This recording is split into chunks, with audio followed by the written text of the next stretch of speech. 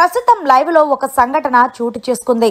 తనుజ ఎవరికైతే సపోర్ట్ చేస్తూ ఎవరు నా అనుకుంటుందో వాళ్ళే తనుజకి వెన్నుపోటు పొడుస్తున్నారనే చెప్పాలి.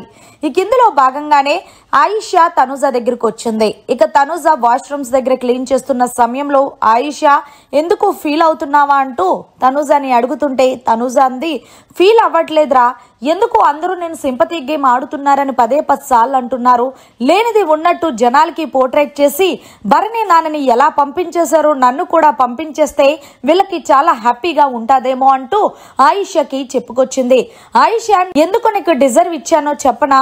నువ్వు నామినేషన్ చేసినట్టు నేను నామినేషన్ చేస్తే నీకు నాకు తేడా ఏముంది? నువ్వు నా గేమ్ ని 5 వారాలు చూసొచ్చిన తర్వాత నువ్వు నన్ను నామినేషన్ చేసావు.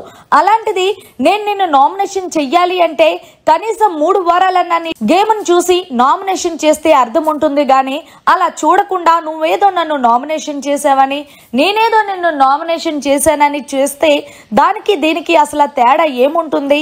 అసలు వీళ్ళు ఎలా ఊహించకుండా ఉంటున్నారనేది నాకు అర్థం కావట్లేదు. మళ్ళీ పైగా నన్ను సింపతి గేమ్ ఆడుతున్నారు అంటున్నారు. ఏదైనా సరే జనాలకే వదిలేశాను, కానీ ఇమాన్యుయల్ ఏదైతే మాట్లాడుతున్నాడో అది టూ వరస్ట్ ఆయిషా అంటూ తనుజ తన బాధను వ్యక్తపరుస్తుంది ఆయిషా దగ్గర. ఆయిషా అంది, నేను కూడా అదే అనుకున్నాను. ఏంటి నేను అన్ని మాటలు అన్న తర్వాత ఈ అమ్మాయి నన్ను అసలు నామినేషన్ చేయలేదు, నువ్వు నన్ను నామినేషన్ చేస్తావని నాకు తెలిసే నువ్వు రమ్య దగ్గరికి వెళ్ళినప్పుడు నేను లేచి నుంచున్నాను, కానీ నువ్వు నాకే షాక్ ఇచ్చావంటే నాకే ఆశ్చర్యంగా అనిపించింది.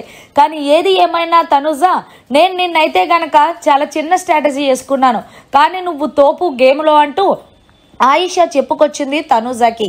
మరి మొత్తానికి తనుజ వేసుకున్న క్లారిఫికేషన్స్ ఎప్పుడు కూడా తప్పు కాదనే చెప్పాలి. మరి తనుజ ఆయిషా విషయంలో చెప్పిన పాయింట్ కరెక్టా, లేకపోతే ఇమాన్యుయల్ సింపతి గేమ్ ఆడుతున్నది అన్నది కరెక్ట్ అనేది కమెంట్ చేయండి. మరిన్ని లేటెస్ట్ లైవ్ అప్డేట్స్ కోసం చూస్తూనే ఉండండి మీడియా కార్నర్.